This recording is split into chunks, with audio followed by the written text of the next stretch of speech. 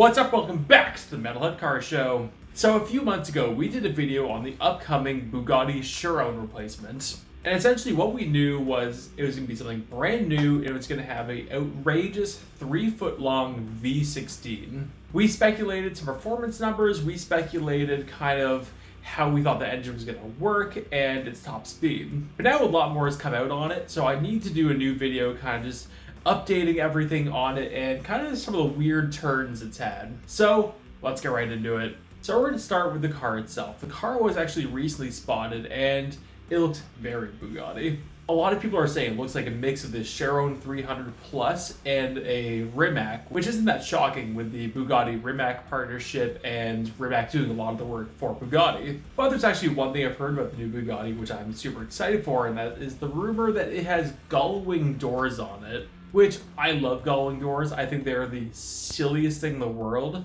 But Bugatti doesn't do silly, and I don't think they've ever had done silly. So if this is true, I'm going to absolutely love it.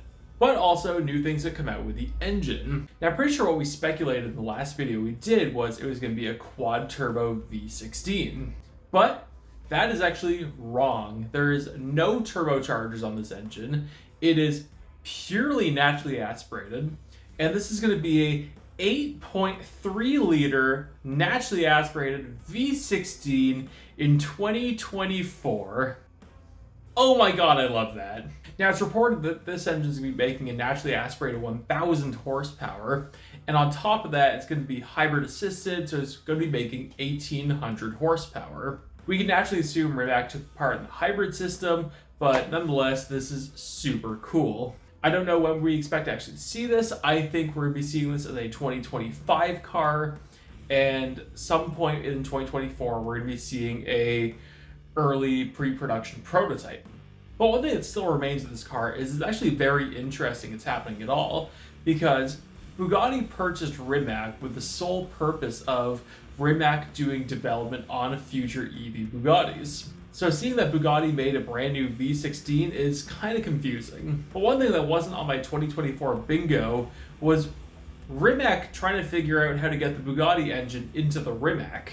What Rimac is now discovering is despite they're making like a 2,000 horsepower hypercar, which is obscenely fast, and for whoever's interested, it's the fastest car in reverse ever recorded, Rimac sales are trash, and what they're discovering is nobody wants to go spend millions of dollars on an EV. Right now, Rimac, who is employed to do EV development for Bugatti, is now trying to figure out how to get the Bugatti engine in the Rimac, so along with the EV option they've been selling for a while, they're also going to have a V16 option for the Rimac.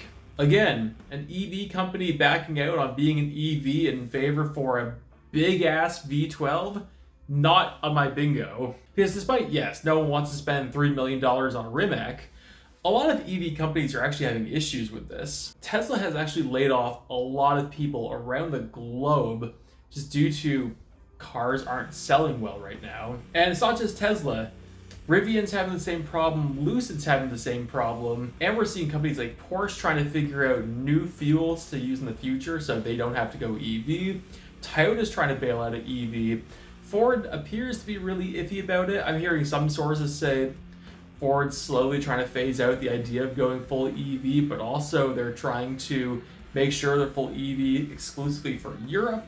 And Ford's all said in Europe, their EV program's actually done pretty well, so they're kind of in a strange boat. Maybe just North America gets all the cool cars and Europe can get all the EVs. This isn't really the direction I intended the video on going, but it's just kind of interesting to see how things are actually going right now. One company that sells cars for $4 million a piece says they're having issues. Okay, sure, whatever. But seeing multiple EV companies have issues, that's a big one. And seeing Rimac go to Bugatti engines opposed to it being vice versa, it's a really interesting move, which again, I don't think anyone saw coming. So this video probably didn't go the way you expected it to go, but I want to know, what do you think? What's your thoughts on the new Bugatti? What's your thoughts on Rimac using Bugatti engines? And what's your thoughts on kind of the future of EVs as a whole? Let me know in the comments. Thank you all so much for watching. Like, subscribe, enjoy what you've seen. I post on Tuesday, Thursday, and Sunday, and I'll see you later.